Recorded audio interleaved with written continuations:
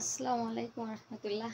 অনেক ভিডিও কম বেশি দেখি, কিন্তু আমার লাইফই ফার্স্ট একটা ভিডিও আপনাদের সামনে আমি না শেয়ার করে পারতেছি না।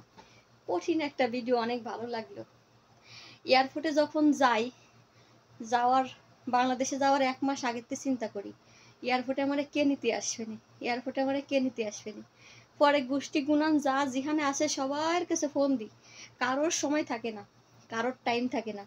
তারপরও এক বান্দির বাজারে খাইছিলাম, তো সেই গাল দিলাম, গাল না দিয়েও পারলাম না। তো সে আইছিল সকালে, আমি এখান থেকে রাত্রিবেলা রাত্রে প্লেনে উঠেছি, বাংলাদেশ টাইম 10টার সময় আমি এয়ারপোর্টে নামছি। আজ হয়তো বললাম এক বান্দির বাচ্চারে বলেছিলাম ফোন দিয়ে, বাবা তুই আমার একটু নিতে আসিস। ওই বাবা করছে কি, নাইটের গাড়িতে আইছিল, ঢাকা সকালে পৌঁছেছে, যাইয়া হোটেল ভাড়া করে হোটেলে ঘুমাইছিল। আর আমি এয়ারপোর্টে এসে ফোনের পরের ফোন দিয়ে ফোন দিচ্ছি, পরের ফোন চাই নিয়ে ফোন দিচ্ছি। আমার ফোনে কোনো এমবি আমি পড়াই নিয়ে এমবি নিয়ে যাইনি। আর এদেশের সিম দিয়ে তো বাংলাদেশে আর ফোন ঢোকে না। তো সকালেতে আমি এয়ারপোর্টে বসেছিলাম বিকেল 3টের সময়। এখন তো আর পারতেছি না, কি করব। ছোট বোনের নাম্বার ছিল ফোনে, ছোট বোনের আবার অন্য মানুষের ফোন চাইয়ে নিয়ে ছোট বোনের ফোন দিছি। ছোট বোনের ফোন পাওয়ার সাথে সাথে এয়ারপোর্টে চলে আইছে। এখন নয়ন কয় কি, আপু চলেন আমরা গাড়ি ঠিক করে চলে যাই। আমি বলি না, শাকিল আসুক, দেখা যাক, দেখি শাকিল আবার আমারে খুঁজে বেড়াবে না।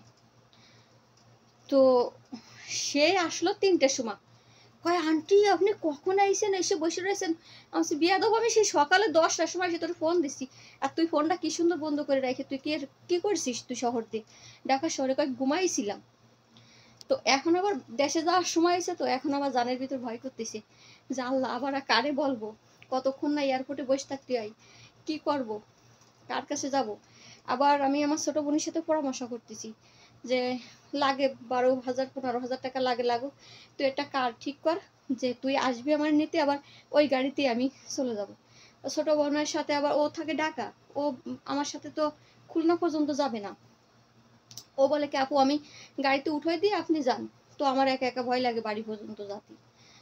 তো যাই হোক, আমি তো এই ভিডিওটা এই জন্য আপনাদের সামনে আমার কথাগুলো শেয়ার করা, আর এই ভিডিওটা একটা দেখানি, যে দেখেন একটা ভিডিও। সব মেয়েরা আসে তাদের, সব বিবাহিত মেয়েরা আসে তাদের স্বামীদেরকে রিসিভ করে নিতে, কিন্তু এই আপুর স্বামী আইছে, আর কি ভাগ্য, দেখেন যে কি মর্যাদা বোরে।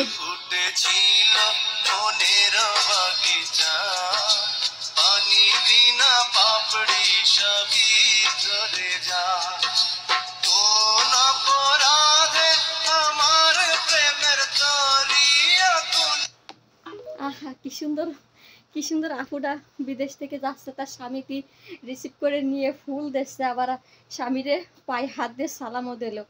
মাশাল্লাহ, ভিডিওটা বললাম না যে এত ভিডিও দেখি কম বেশি, কিন্তু আমার লাইফই ফার্স্ট একটা ভিডিও। অনেক সুন্দর লাগলো ভিডিওটা, আপনাদের জন্য দোয়া রইল।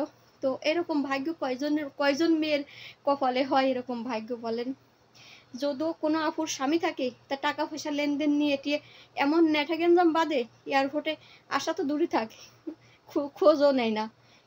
এই সংসারে টাকা পয়সা নেই, আর যাদের স্বামী নাই তাদের তো নাই, তারা কি করবে, নিরুপায় ওরকম।